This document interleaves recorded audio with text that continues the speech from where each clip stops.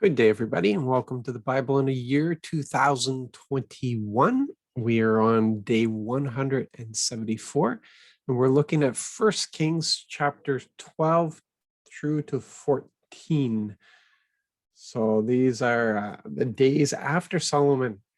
And we see that his son Rehoboam starts off pretty good. You know, everybody's gathered to make him king at Shechem, and so the people presented to him, listen, your dad made it pretty hard on us, and if you promise to make it easier on us, we will proclaim you as king, because it's not a given. Okay, that's not the way it was set up. These 12 tribes, no, it's not the way it was set up. It's they have to come into agreement with the king. And so that this is what they're presenting right now. And so we find in verse 6 that Rehoboam decides to do a good thing. You know, King Rehoboam consulted the elders who had served his father Solomon when he was alive. What do you advise? Rehoboam asked. How should I respond to these people?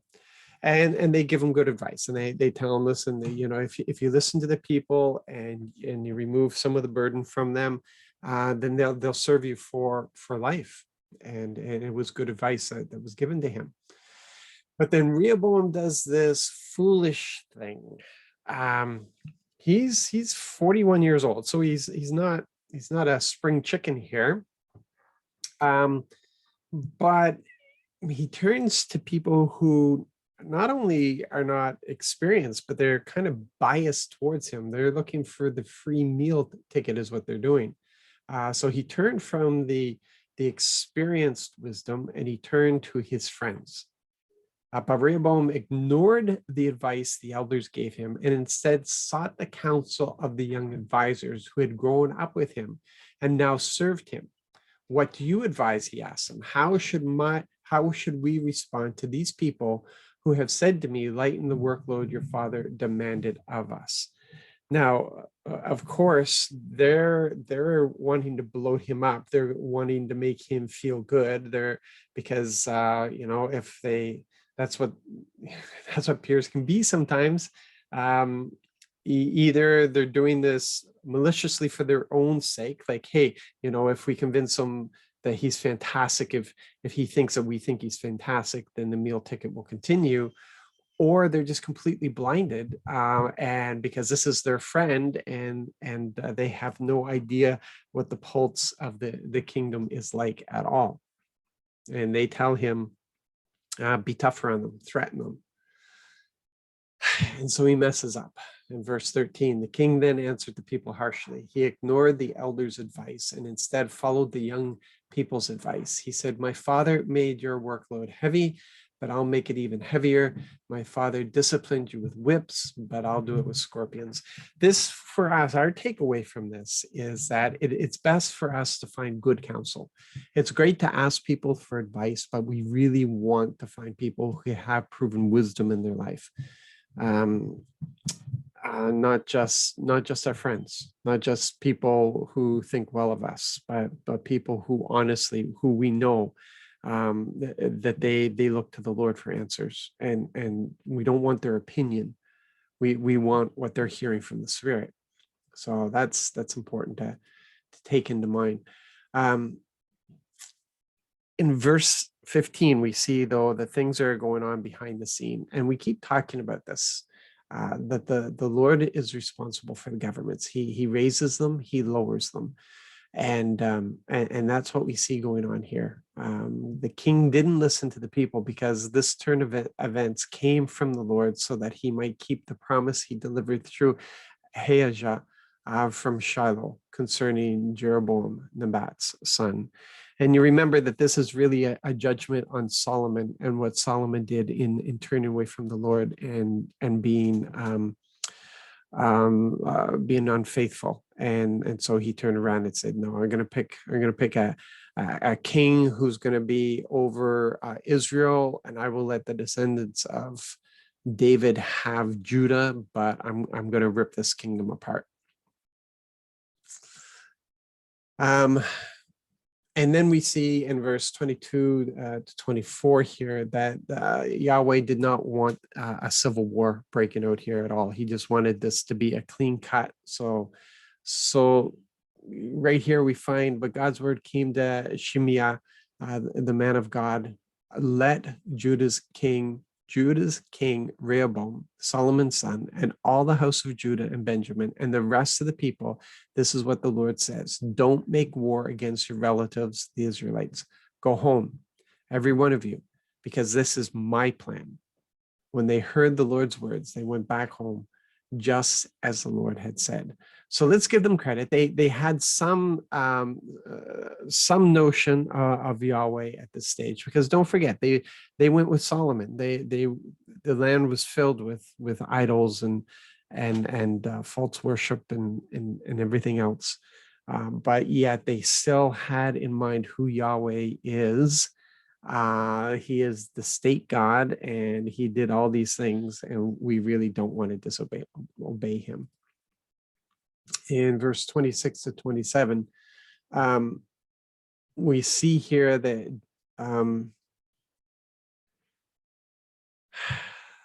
that Jeroboam doesn't trust Yahweh. Yahweh made this deal with him, but he doesn't trust him at all. Jeroboam thought to himself, the kingdom is in danger of reverting to the house of David.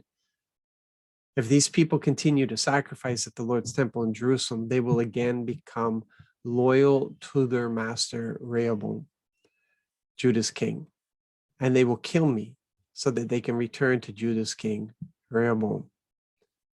So even though Yahweh has promised to Jeroboam sees this as being, what he did, what he accomplished.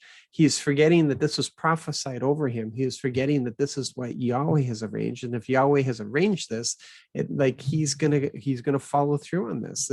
And he promised him, listen, you're faithful to me, and there will be a dynasty. I will establish a dynasty from you over Israel. But Jeroboam doesn't have the relationship maybe we all have in mind that they're all like David, and they're not whatsoever. And who knows what kind of relationship he has, but it's not a relationship that provokes faith in him, that's for sure. So he turns away from Yahweh from get-go, from the very beginning. And he establishes a new state religion here. It's a political state religion. It's kind of like what Caesar did with Christianity, with the church. It wasn't because Caesar had faith or anything. He just knew that he had to unify his kingdom, and so he used this little tiny religion that nobody could really take any offense to, and he made that the state religion. And this is what we find here is that Jeroboam just makes it up. He just makes it up as he goes along. So it kind of like the Muslims as well. If you look at the history there, it's Muhammad was trying to find a way to unify the Arab countries, and so he did kind of the same thing. And so we see here so the king asked for advice and then made 2 gold calves. He said to the people, it's too far for you to go all the way to Jerusalem. Look, Israel, here are your gods who brought you out from the land of Egypt. Now he did something that was far worse than Aaron. He doubled what Aaron did. He put 1 calf in Bethel and the other he placed in Dan. So instead of them worshiping 1 calf, he made it 2. This act was sinful. The people went to worship before the 1 calf at Bethel and before the other one as far as Dan. Jeroboam made shrines on the high places and appointed priests from all sorts of people, but none were Levites. Now, choosing Bethel was a real affront, because remember, this is where Jacob first encountered Yahweh, and that staircase where he set up an altar there to Yahweh, although he didn't know him as Yahweh at that point, but as creator. So Yeah, and Jeroboam will remain famous. It will always be referred back to Israel continuing in the sin of Jeroboam, and that's what it's referring to, is the worship of these calves. So there's going to be kings who do far worse, who do add and multiply to this whole thing. But even when that is wiped out, even when that is removed from the land, the sin of Jeroboam continues. So in First Kings chapter 13, we find Yahweh always warned. He always warned. He even though he had give warning ahead of time, he presents his living word right at this moment by sending a prophet. And not for the last time. So a man of God came from Judah by God's command to Bethel. Jeroboam was standing at the altar burning incense, but by the Lord's word, the man of God cried out to the altar, altar, altar. The Lord says this, look, a son will be born to the house of David. His name will be Josiah. He will sacrifice on you, altar, the very priests of the shrines who offer incense on you. They will burn human bones on you. Which we know later on it did come true. But look how stubborn do you have to be here. Look what happens to Jeroboam. When the king heard the word of the man of God and how he cried out to the altar at Bethel, Jeroboam stretched his hand from the altar and said, seize him. But the hand that Jeroboam stretched out against the man of God grew stiff. Jeroboam wasn't able to bend it back to himself. The altar broke apart and the ashes spilled out from the altar, just like the sign that the man of God gave by the Lord's word. And Jeroboam, like the Lord showed mercy, healed him from this. But Jeroboam persisted. He continued in this. He didn't turn from it. Listen, I'd like to say that if the Lord did this with anybody on this planet, they would understand he's real and turn to him. But that's not really true, because we all know instances. We've all had cases. I think a lot of us have seen cases. I've had so many people who have shown up because of some problem in their health, and I've prayed over them, and they received the healing, and we never see them again. So, yeah, it's not unusual, unfortunately. And then there's the whole sad case of what happens to this prophet. The Lord told him not to consume anything in the land at all until he returns to Judah. King Jeroboam had invited him back for fellowship and a meal, and he said, no, I can't. The Lord told me not to. And then we have this old prophet who lies. He wanted fellowship, but he lied about it and claimed that the Lord had told him to tell this prophet that to come and eat with him would be okay. And this is really a warning for us that we need to trust our own relationship. You understand that the only time that the Lord will send a prophet to us is because we're not paying attention. We have direct access to him. We have fellowship with him. We have oneness with him. But if we're not paying attention, he's going to use somebody else to speak to us. And that's why we always need to be listening, because we're not always paying attention. And so we need to listen to what's going on around us. But at the same time, we can be fooled. If we don't trust our own relationship with the Lord, then we can be fooled from false prophets who really, it's just about them. And so we read this here. The old prophet said to the man of God, I'm also a prophet like you. A messenger spoke to me with the Lord's word. Bring him back with you to your house so that he may eat food and drink water. But the old prophet was lying to him. And so the man ends up falling under judgment, and he's killed. And then we find this, and I think this is really a telltale sign of guilt. It's a scene of guilt. The old prophet told his son, saddle the donkey. They did so, and he went and found the body thrown down on the road. The donkey and the lion were still standing beside the body. The lion hadn't eaten the body, nor had it torn the donkey apart.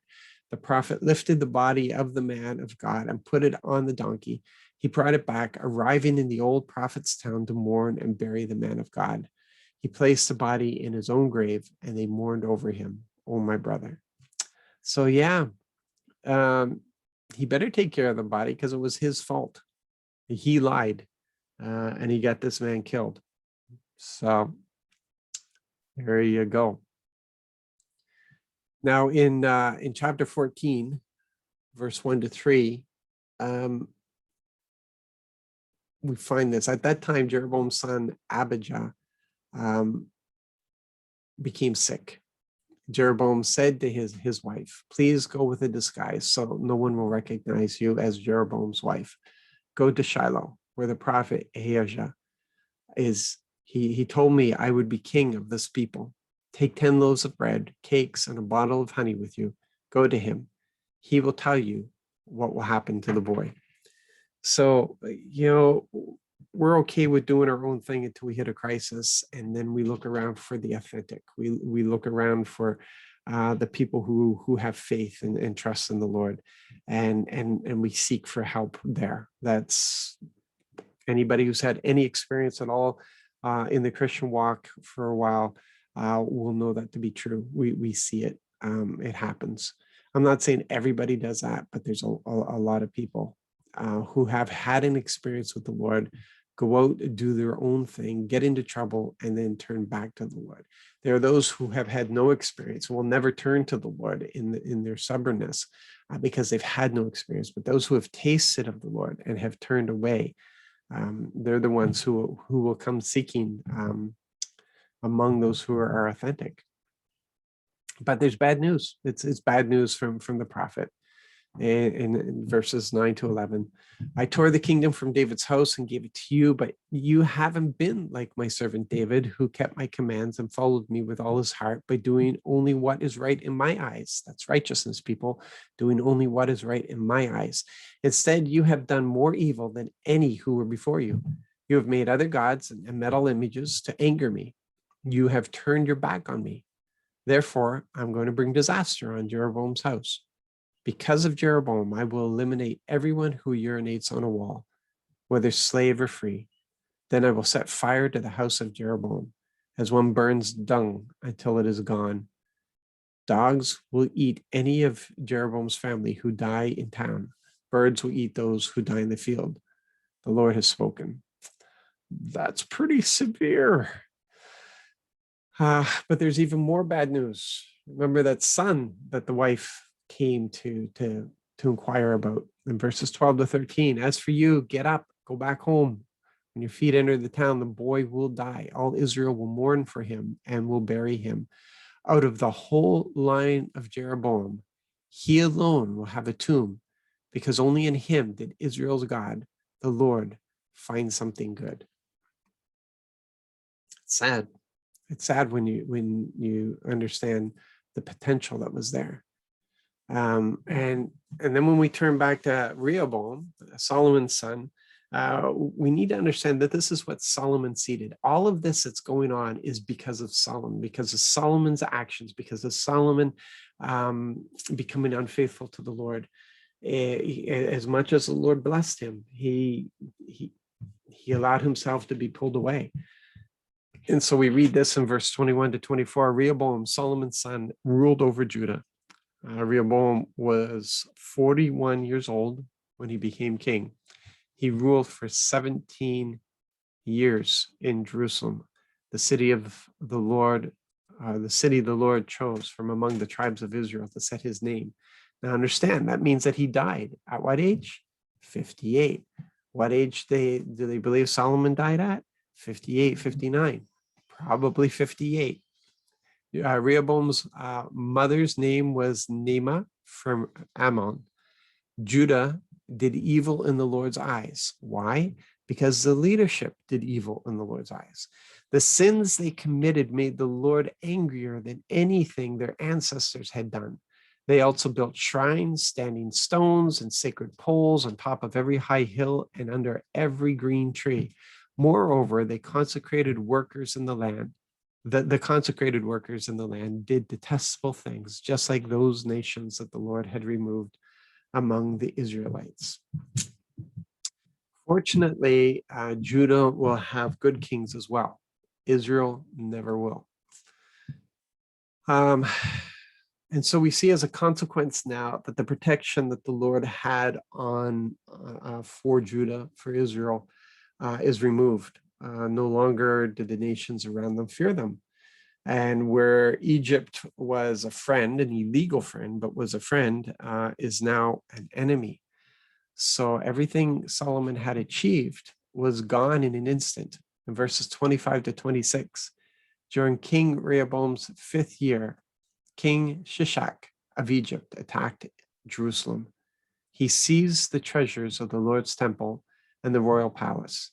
He took everything, even all the gold shields that Solomon had made. Wow, that was quite a payday for Egypt, because Israel was the richest land, and what they had laid up in the treasury was just an amazing amount. But the judgment of the Lord, right? Okay, so there you go. There's all kinds of cautionary tales there. And we'll just meditate on that for the day. You guys be blessed in your day. Don't give up on the Lord. Press in, press into him. Just press into him and discover that he is good, because he is. He just looks for us to be faithful. So we'll catch up tomorrow. You guys be blessed.